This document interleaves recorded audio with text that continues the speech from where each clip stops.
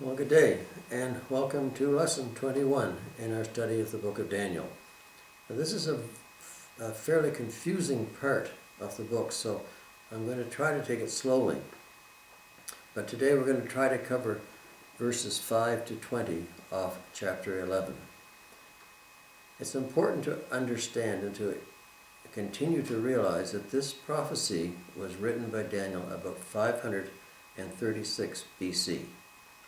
When Darius the Mede was king of the Medes, and when Cyrus was king of the Persians. And although the prophecy was written, it actually has to do with events that would take place 100 to hundreds of years in the future.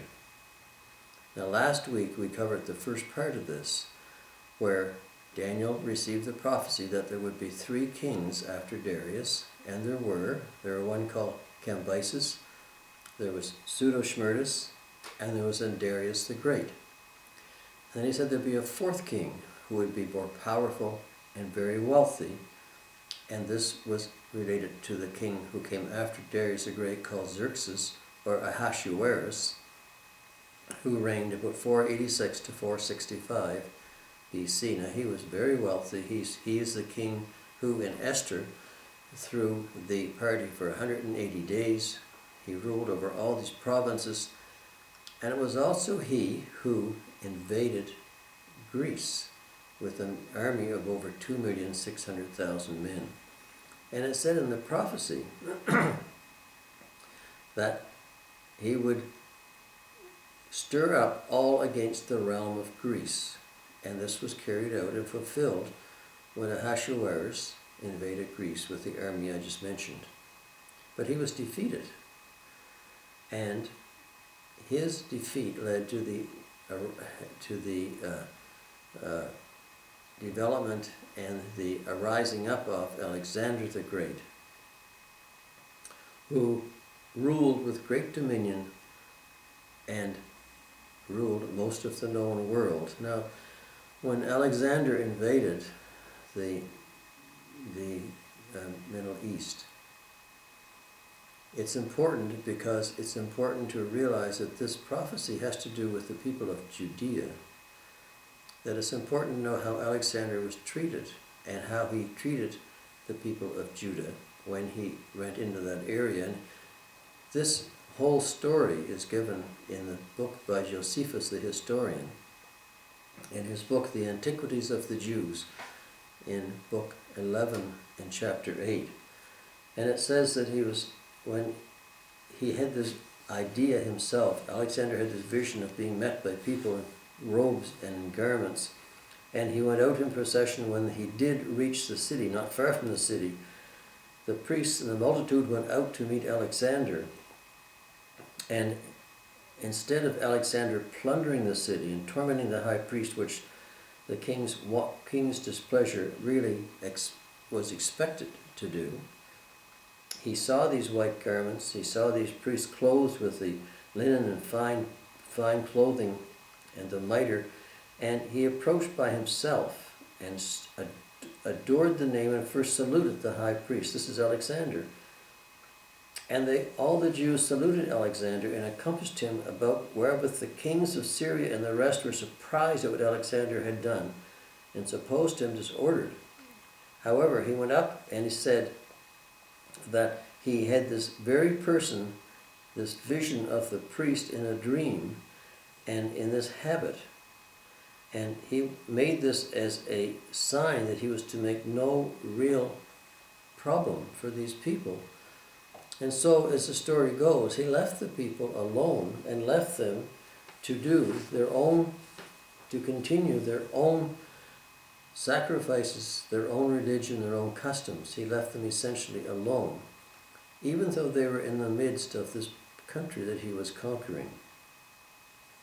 And it says, they entreated Alexander that he would permit the Jews in Babylon and Media to enjoy their own laws also, and he willingly promised to do this. So he gave the Jewish people some special privileges which had not been granted to some of the other nations. And this has an important part to play later on. But when Alexander died, as it says before, his kingdom was divided among 4 of his generals, because he had no particular heirs or relatives that could really inherit his kingdom. He had a brother which was somewhat mentally disturbed. He had an illegitimate son and another son that was yet unborn. And it wasn't long before all these 3 were murdered. And so there was no one to leave his kingdom to, and it was divided among 4 of his generals. And this is where the story ends, that his kingdom was uprooted. And it was uprooted for people other than his own relatives. Now, as this goes on, the kingdom was divided into 4 parts, and there was primarily one part that became dominant over the others, and this was the king of Egypt, who developed into the king of Egypt, who was known as, and who was Ptolemy the First. This became the king of Egypt and the king that controlled most of the Greek Empire. This king became known as the king of the south. So it says in verse 5, also the king of the south shall become strong. And he did. Ptolemy became the strongest of all the kings, of all the 4 branches of the kingdom. And therefore he became the primary one in Alexander's inheritance. Now, he also had princes, and it says, as well as one of his princes. Now, one of his princes ended up gaining control, or ended up going towards the other part of the empire. And it says, the other of the princes shall have dominion, and this was fulfilled by Ptolemy the First of Egypt, and exerted control over the Holy Land, and he dominated this region. However, he had a prince named Seleucus, and he took power and took dominion over the region of Syria. And this is what it says, as well as one of his princes. He shall gain power over him and have dominion. His dominion shall be a great dominion. And it was a great part of the dominion that was formerly Alexander's. So there were Seleucids who were now reigning over Syria, and there was the Ptolemies who reigned over Egypt, and there was wars, and they fought back and forth for a number of years. And then it said in the prophecy, at the end of some years, they shall join forces. For the daughter of the king of the south shall go to the king of the north to make an agreement. Now, the king of the south was actually the Ptolemies, who ruled Egypt, because Egypt is south of the Holy Land. And the Seleucids, who reigned in Syria, were called the kings of the north because Syria is north of Israel. Israel being somewhat in the middle. And it says, the daughter of the king of the south shall go to the king of the north to make an agreement. And this happened. In history, this happened because the king of the south, Ptolemy, his daughter, he arranged for his daughter to marry Antiochus, who was the king of the north, or king of Syria, a relative of Seleucid. After Seleucid the first, there was Antiochus the first. So they joined forces by a marriage in order to sort of combine the 2 empires together. He said, but the daughter of the king of the south shall go to the king of the north to make an agreement, but she shall not retain the power of her authority. Because in order to marry Antiochus the first, the daughter of Ptolemy, in order to marry this woman, Antiochus the first had to put aside his own wife, Laodicea. Laodicea was not very happy with this. And after Ptolemy I died, and Antiochus I then put the daughter that was given to him in marriage, Bernice, he put her aside and went back to his former wife, Laodicea. However, this is what he said, she shall not retain the power of her authority, and neither he nor his authority shall stand, but she shall be given up. So she was given up. She was first put aside. Bernice was put aside. And then when Laodicea came back and married Antiochus I, again, she arranged to have her husband poisoned and Bernice's sons murdered. So this was what it said in this prophecy.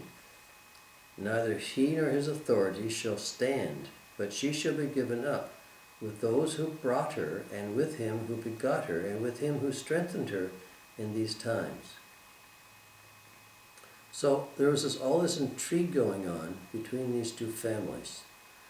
And this supposed arrangement did not last and ended up with the murder of the king of the south's daughter, her sons, and actually with the murder of the king of the north. Now, there was a problem here because Bernice had a brother who now was Ptolemy II, and he raised an army to go against the king of the north again. And this was prophesied by this verse 7, but from a branch of her roots one shall arise in his place, who shall come with an army, enter the fortress of the king of the north, and deal with them and prevail. And this is what happened. Later on, when history developed, this prophecy was fulfilled because Ptolemy II defeated the king of the north, Antiochus II, and took a lot of loot, a lot of treasures back to Egypt, to his palace in Egypt. And he shall carry their gods captive to Egypt with their princes and their precious articles of silver and gold. And he shall continue more years than the king of the north, because Ptolemy II lasted longer than Antiochus II. So this is all the prophecy that was fulfilled later on, and it's important to keep the prophecy separate from the actual history.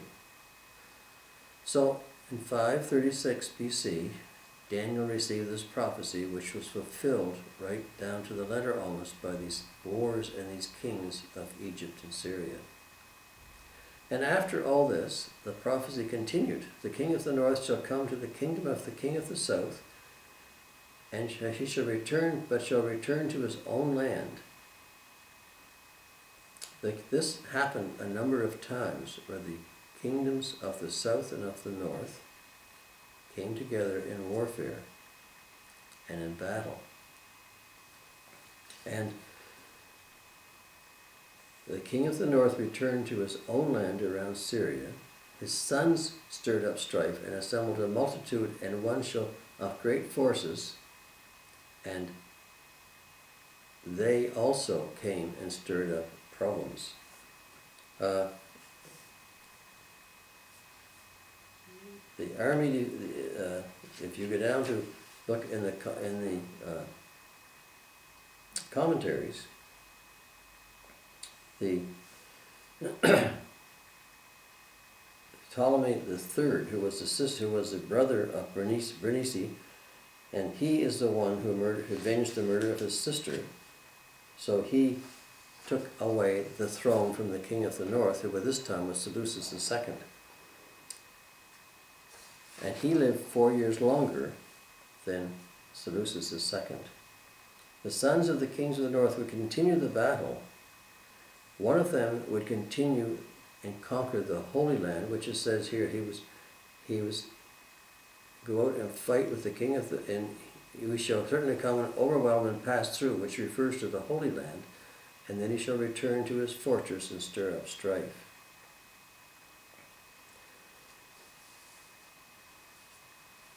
This is a very complicated type of prophecy, but it is being fulfilled later on during the time of the history itself. So Seleucus III and Theocles III, the two sons of Seleucus II, both were generals, but the Seleucus II only served a full time, but he was succeeded by his brother Antiochus III.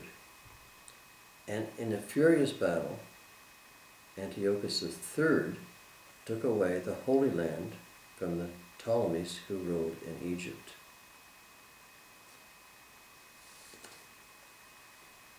After this, it said the king of the south would be moved with rage. After he lost the Holy Land, the king of the south of Egypt would go move with rage and fight with him and with the king of the north. And they again, a great multitude of people, a great multitude, but the multitude shall be given into the hand of his enemies. And this happened when Antiochus III was defeated at the Battle of Raphia, and he gave dominion back over the Holy Land to Ptolemy, who now was Ptolemy IV. So, all of this is very confusing because the people have the same names, just different numbers after the names. So, the king of the north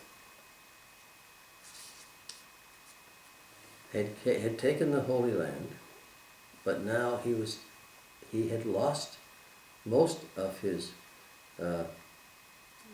army to the king of the south, and this would give the king of the north dominion over the Holy Land for a period of time.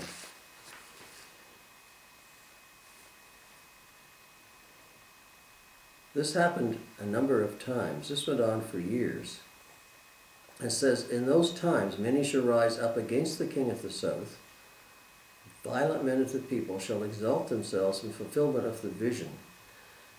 Because this king of the south had taken back the Holy Land again, the Jewish people often would rise up against this re-establishment of authority in the Holy Land. And it says, violent men of your people shall rise up against the king of the south, and they will exalt themselves in fulfillment of the vision. And this is what happened. But they also fell. So the king of the north come and built a siege mound and take a fortified city, and the forces of the south shall not withstand him. This was again another back and forth battle between the Ptolemies of Egypt and the Seleucids of Syria. So the Judah, lying between these two nations, was always in the midst of this battle, being caught to and fro between who would occupy the Holy Land and who would not occupy the Holy Land. But in all of this, as it was said during the reign of Alexander, the Jewish people were allowed to keep their ceremonies, to keep their sacrifices, to keep their religion. This was not apparently affected by any of these wars, any of these disputes that went on between the kings of Syria and the kings of Egypt. So Jews living in the Holy Land helped Antiochus III defeat the king of the south, who was Ptolemy, because they resented the rule of the Egyptian Ptolemy. So this is what it said, the multitude shall be given unto him. When he's taken with the multitude, his heart will be lifted up, and he will cast down tens of thousands. And in those times many shall rise up against the king of the south. Violent men of your people shall exalt themselves in fulfillment of the vision.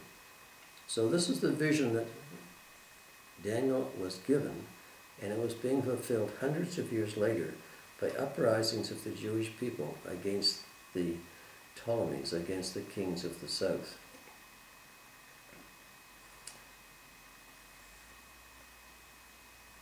It determined to be destruction against the Jewish people again. The king of the south,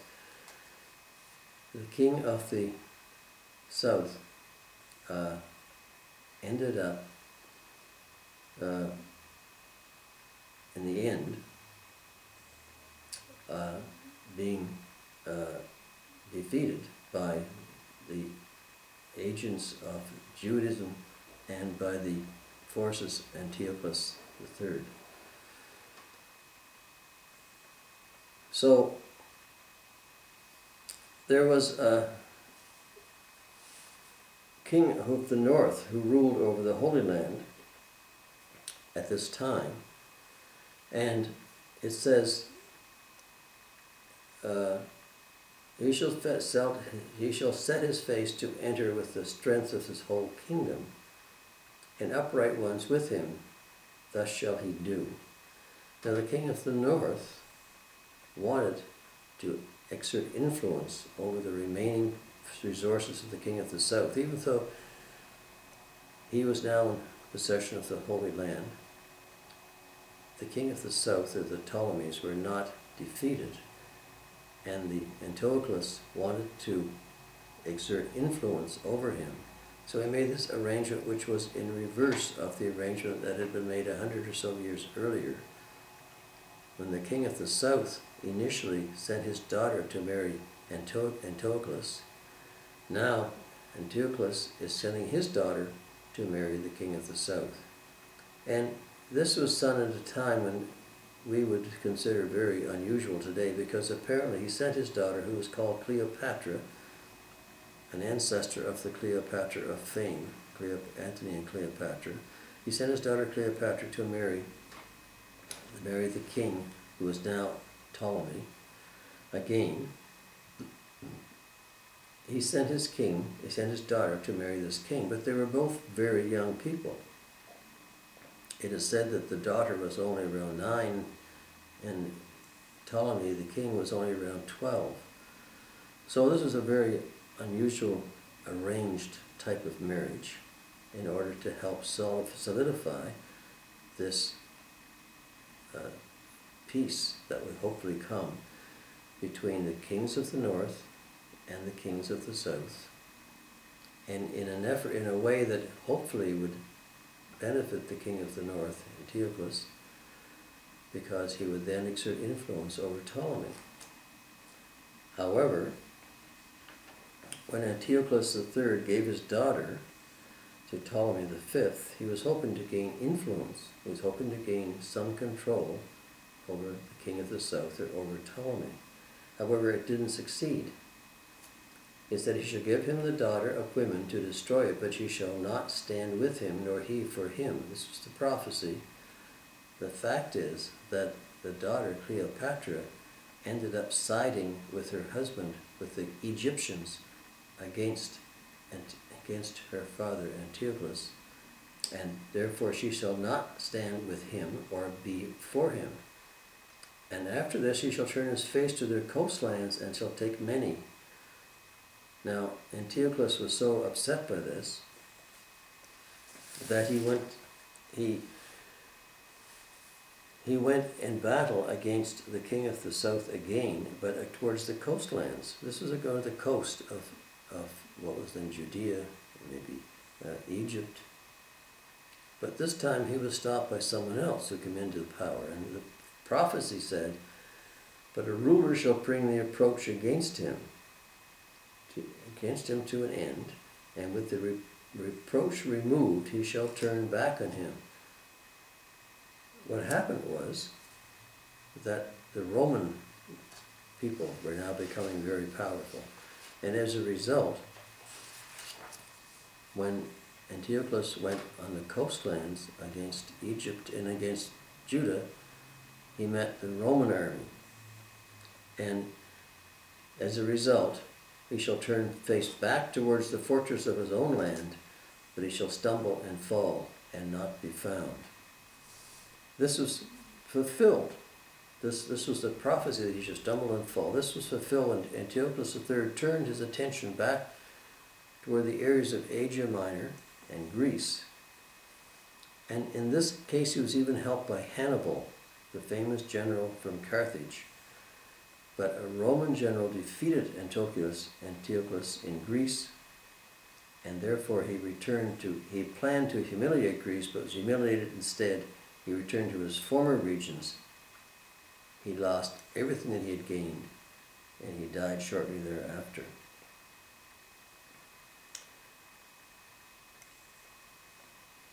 After this defeat, he had a very bad end. He needed money for his treasury because he had all these wars he had fought, so he plundered a Babylonian temple and then was killed by the enraged citizens. There should arise in his place one who imposes taxes on the glorious kingdom. But within a few days he shall be destroyed, but not in anger or in battle. And this is what it's referring to here. He resorted to pillaging a Babylonian temple and was killed by enraged local citizens. As a result of this, there was another person who came to power, and he inherited all the battle and all the debts of Antiochus III, and this was called Seleucus III, the eldest son of Antiochus III, and he tried to tax the dominions even more. His place there arose a vile person to whom they will not give the house of royalty, but he shall come in peacefully and seize the kingdom. Okay. So this is a very confusing type of a situation. We have all these different people and generals coming and going, wars being fought. It was almost a constant battle around and over the Holy Land. But it ended up, and this part of it ended up with the fact that in the reign of Seleucus III, the eldest son of Antiochus III, he sought to tax the dominion, and including the Holy Land, and to increase his revenue. And his plan to tax and to pillage Jerusalem did not happen because his ambassador apparently had an angelic vision of warning. And Seleucus was assassinated shortly thereafter by his brother Antiochus IV. Now this is really confusing when you listen to all these different wars, these different names, the different generals, and this whole prophecy has to do with this war, which has to do again with the Jewish people, because the Jewish people are in the midst of these two battling foes. So in essence, when Alexander's empire broke apart, one part became very prominent, the part around Egypt, ruled over by Ptolemy. One of his princes also became powerful and ruled over the part of the northern part of the kingdom called Syria. And over the next hundreds of years, these two sides fought back and forth many, many times. On one occasion, one of the Ptolemies gave his daughter to marry the king of the north. This happened for a brief period of time. When the king of the south died, the king's former wife murdered Bernice and her sons, and the war started over again because the brother of Bernice then went against the king of the north again, and this went back and forth many times until the daughter of Antiochus married Ptolemy, and this also did not work out well. Then the Romans came in and came into the same battle, so it goes back and forth. It's full of this intrigue and of warring and of deceit, almost for these hundreds of years. And this was all prophesied by this prophecy of Daniel. It is very complicated, and it goes on even further than this, because I'm going to stop here. This is more than enough. It's probably very confusing. But we're going to go on next because we go back into the Antiochus Epiphanes, who was the forerunner of what we call the Antichrist. This was the one who came on after Seleucus III died and was replaced by Antiochus IV. So this is going to get even continue to be confusing, but if you bear with it and sort of follow it along, and without knowing some of the history, it's very difficult to follow this precisely. Anyway, I hope this is not too confusing. I hope it's some explanation as to these few passages, because these passages in this book pretty well gave the history, prophesied the history of the Jewish nation for hundreds of years. Now this is one of the main prophecies in the book of Daniel. And it's interesting that Alexander, when he approached the priests of Jerusalem, initially, having had the vision of meeting these people in their robes and in their finery, he was given a copy of the book of Daniel and saw himself in it. And this was one of the reasons why he did not disturb or cause disruption of the Jewish people and the Jewish civilization. So all of this is reflected in history if one can only keep straight the prophetic part and then the history that follows it. So I hope you're not too confused. I hope you'll follow me again as we continue this next week, as we continue on in chapter 11 of the book of Daniel. Bye for now.